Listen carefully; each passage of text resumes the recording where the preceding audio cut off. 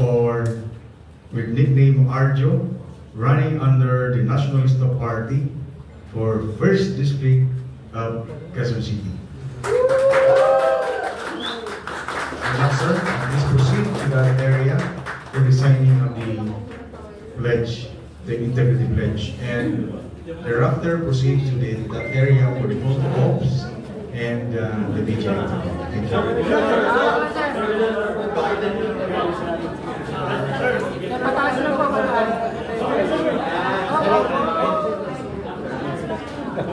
you.